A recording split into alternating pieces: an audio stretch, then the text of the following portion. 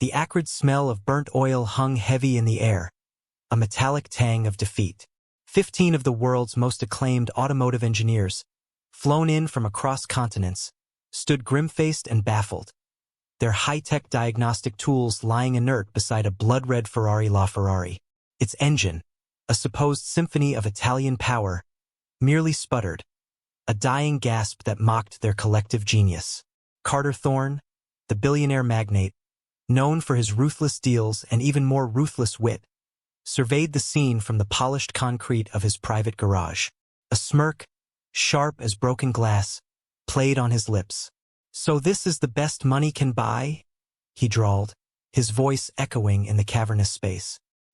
He then turned, his gaze falling upon a slight figure in faded, grease-stained overalls, a wrench still clutched in her hand. "Perhaps," he scoffed, his eyes glinting with malicious amusement, "we should let the mechanic's daughter try her hand. Let's see what the country bumpkin can conjure." Riley Monroe felt the blood rush to her ears, not from anger, but from a familiar, cold determination. She wasn't just a mechanic's daughter. She was a mechanic, forged in the crucible of her late father Elias's small-town garage, Monroe Auto Works.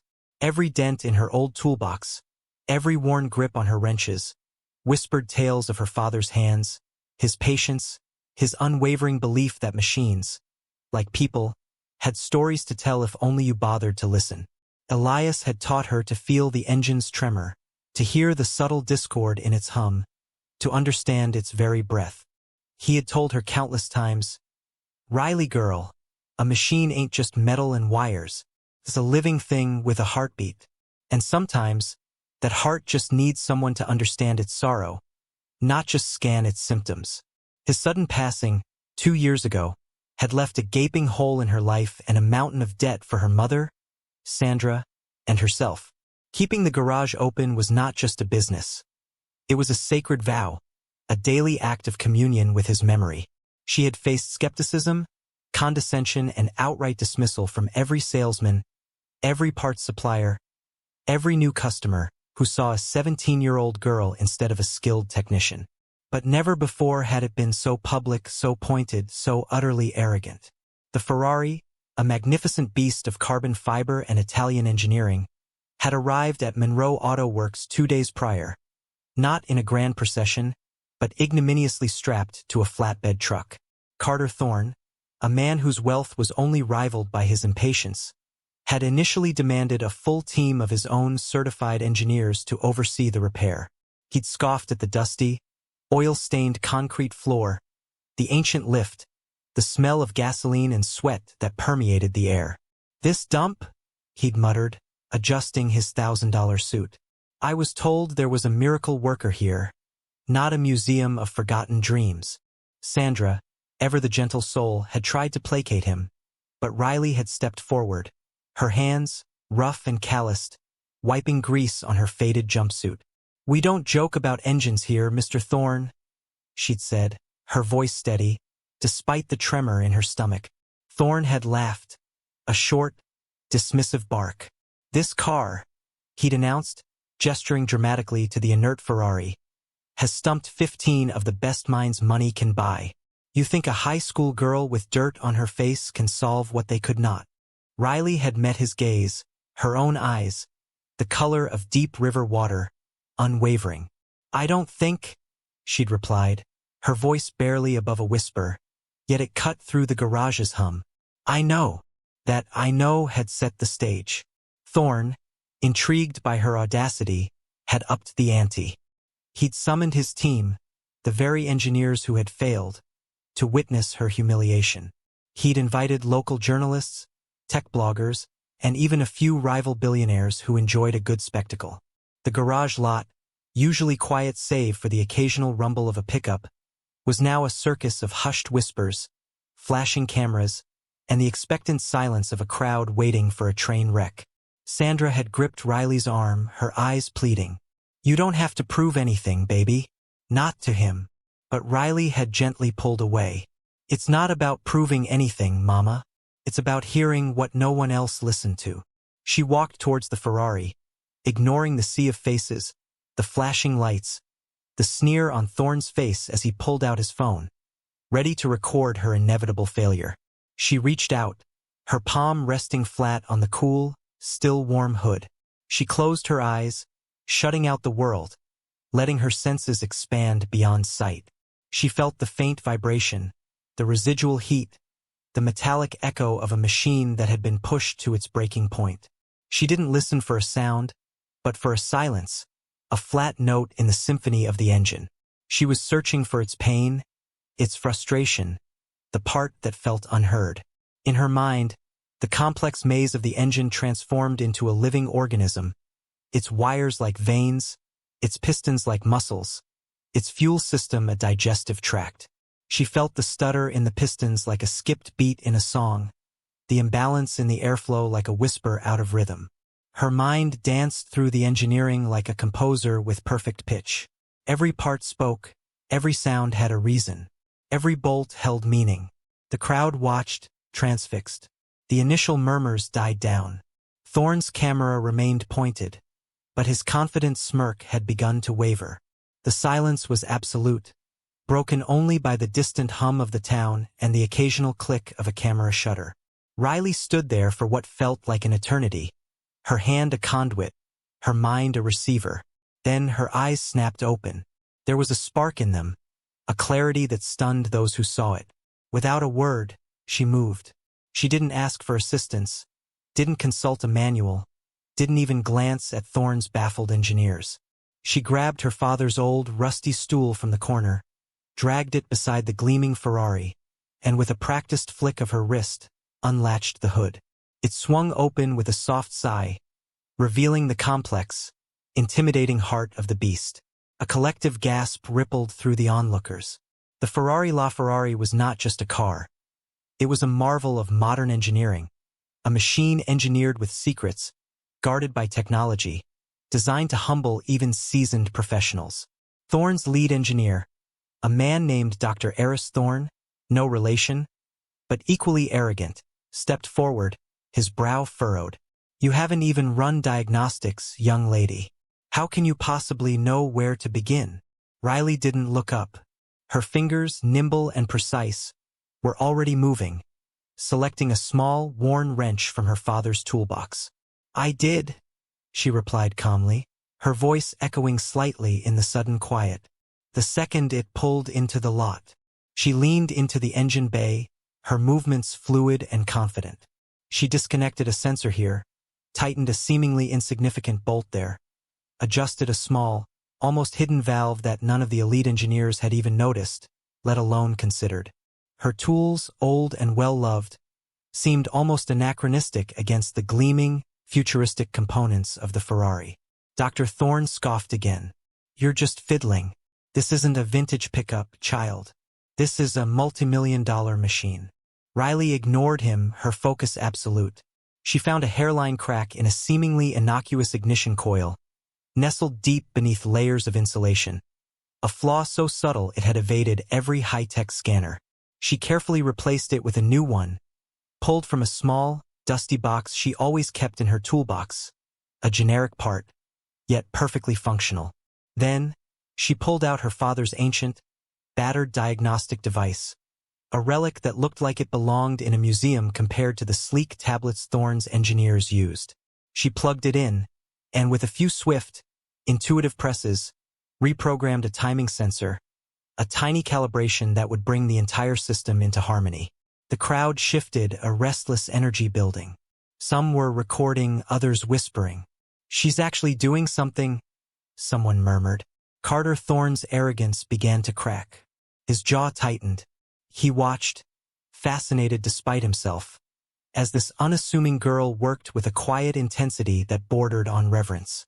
Finally, Riley straightened up, wiped her hands on her overalls, and without a word, handed the keys to Thorne. He took them, his fingers trembling slightly. "You think that mess you just made will do anything?"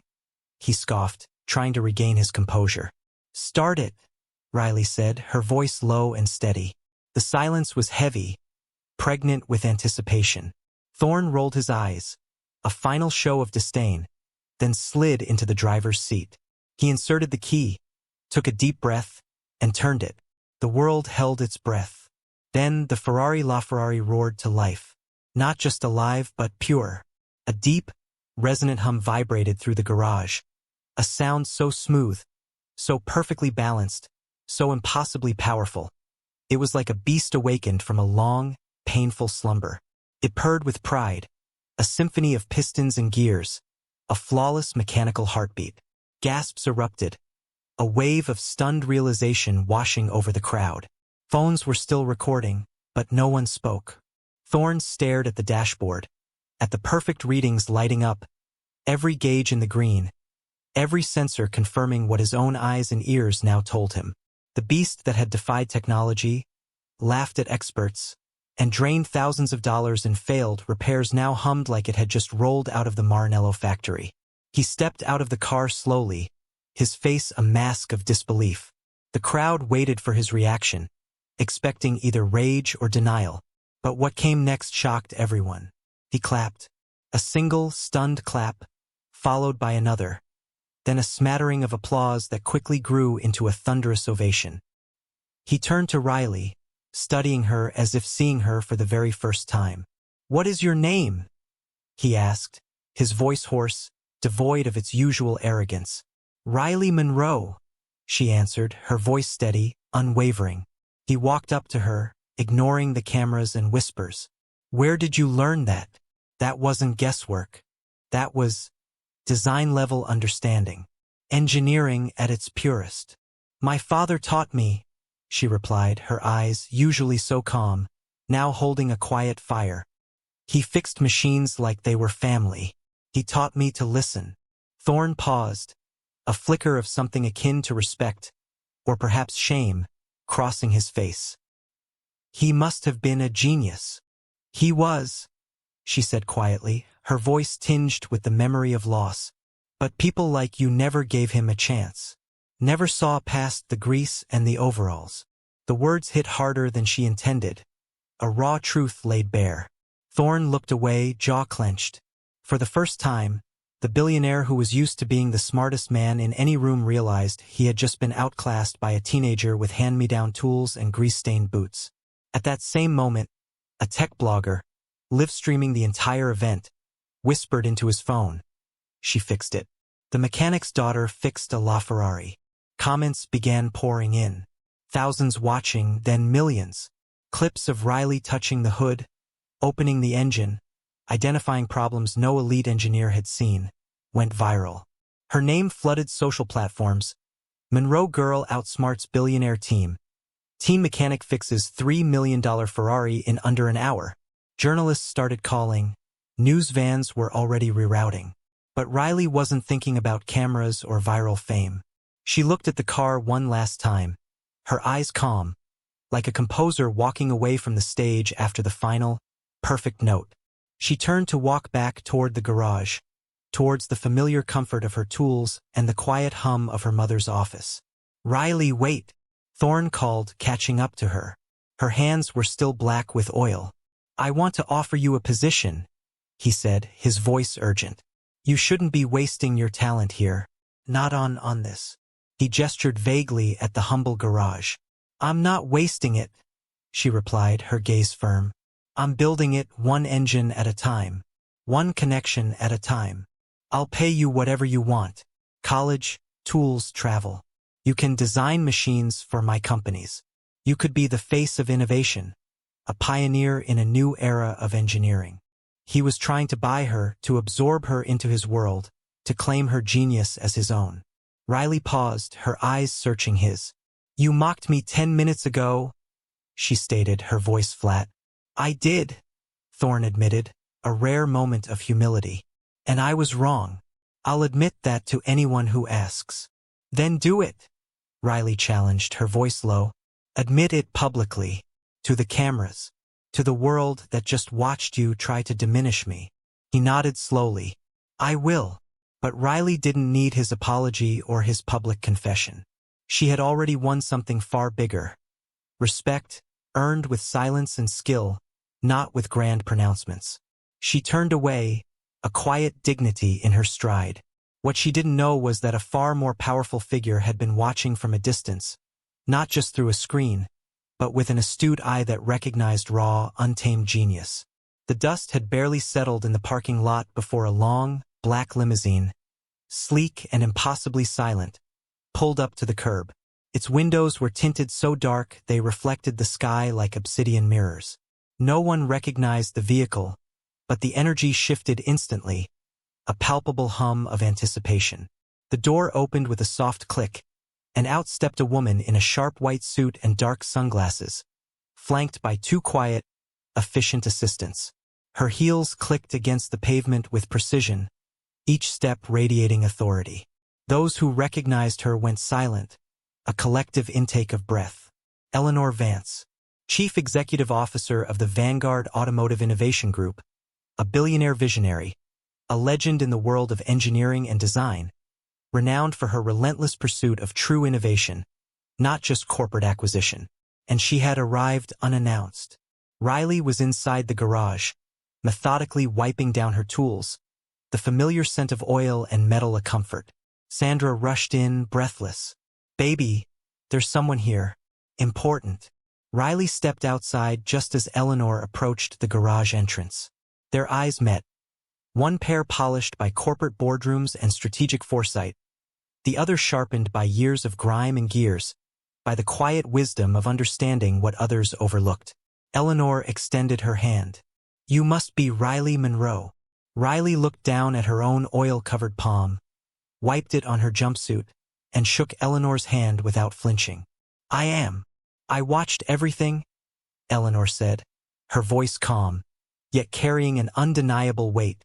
"You fixed that engine in ways I have never seen before. You didn't just repair it. You understood it. You felt its pulse." "I listened to it," Riley corrected softly. "Machines speak. People just don't always listen." A genuine smile, rare and beautiful, tugged at Eleanor's lips. She nodded to her assistant, who stepped forward and handed Riley a sleek, unmarked envelope.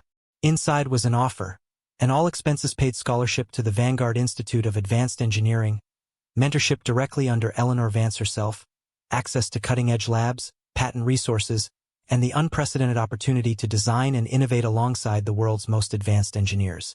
It was a blank check for her future, a pathway to dreams she hadn't even dared to fully articulate. Riley stared at the letter, her rough fingers tracing the embossed seal. It felt unreal, like a dream formed out of smoke and spark plugs, too grand to be true. "Why me?" she whispered, her voice barely audible. Eleanor stepped closer, her gaze unwavering. "Because talent like yours cannot be taught, Riley. It must be found, and respected, and then it must be unleashed." From across the street, Carter Thorne watched it all unfold. For once, he said nothing. He just stood there, hands in his pockets, a solitary figure realizing he had been merely a stepping stone in someone else's epic story. The videos of Riley's fix had reached over 30 million views within a day. Interviews, features, and invitations flooded in. But she remained grounded, anchored by the quiet wisdom of her father and the enduring spirit of Monroe Auto Works. The same girl who once knelt in the dirt to fix old engines now stood among titans, not as a subordinate, but as a peer. At the scholarship ceremony weeks later, cameras flashed as Riley took the stage. But she didn't give a rehearsed speech, no platitudes or grand pronouncements. She simply told a story. "My father, Elias Monroe, once told me, the world will either try to use your gift or bury it. But if you stay honest to the work, not the praise, you will build something that lasts. I don't fix cars. I listen to them. And today, I listen to all of you." The audience rose in thunderous applause, a wave of admiration washing over the grand auditorium. Eleanor Vance smiled from the front row, a silent nod of approval. Back in her hometown, the garage still stood. Riley kept it open, not for money, not for fame, but for kids like her. For girls who got laughed at for having grease on their cheeks. For dreamers who spoke the language of machines, who saw beauty in rust and potential in brokenness. The girl once mocked for being the mechanic's daughter became the name etched into the next generation of engineering, a symbol of intuition, perseverance, and the power of truly listening. There was a time when Riley Monroe was just the mechanic's daughter. People saw her oil-stained hands and called her unqualified. They saw her jumpsuit and assumed she had no future. They saw her youth and dismissed her. But Riley wasn't looking for approval. She wasn't chasing applause. She was listening. To the machines, to her instincts, to something deeper than recognition. And that is where the lesson begins. Life will often wrap its greatest gifts in disguises that look like rejection. You may be underestimated, doubted, even laughed at, especially when you don't fit the image of what greatness is supposed to look like. But those moments, those very insults, are invitations. They are fuel. They are your chance to prove not just to others, but to yourself, that purpose beats privilege every single time. Riley didn't have access to million-dollar labs, world-class education, or prestigious mentors. What she had was curiosity. She had consistency. She had hours and hours of hands-on practice beside a man who taught her to treat every engine like a heartbeat. While others looked for shortcuts in software, she leaned into understanding, into listening, into solving the problem no one else wanted to touch. She didn't argue when Carter Thorne mocked her. She didn't beg for respect. She simply showed up, put her head down, and let her work speak volumes. She fixed what the experts had declared unfixable. And in doing so, she did more than repair a car. She rewired what people believed was possible. That is the lesson. Don't wait for permission. Don't seek validation from people who cannot see your worth. The very people who ignore you today may one day find themselves clapping for you with trembling hands. And when that day comes, you will realize you never needed them. You only ever needed to believe in yourself. Let Riley's journey remind you that greatness doesn't come from titles, expensive suits, or flashy resumes. It comes from passion that burns quietly, discipline that refuses to quit, and integrity that never compromises. It comes from doing the work, especially when no one is watching. So whatever your Ferrari is, the challenge that people say you cannot fix, the dream they say is out of reach, go after it. Even if your tools are old, even if your hands are dirty, even if the crowd is laughing, because when you finally solve it, when your gift becomes undeniable, the world will not be able to ignore you. They will try to label you, but you, just like Riley, will rewrite every label with your actions. So here is the truth. You are not just anything. You are not too young. You are not too late. You are not too different. You are exactly what this world needs. And it is time you believed it. If this story touched you, remember someone else needs to hear it, too. Share it. Carry the message forward. Because every unheard genius out there deserves to be reminded. Your moment is coming. Keep building it.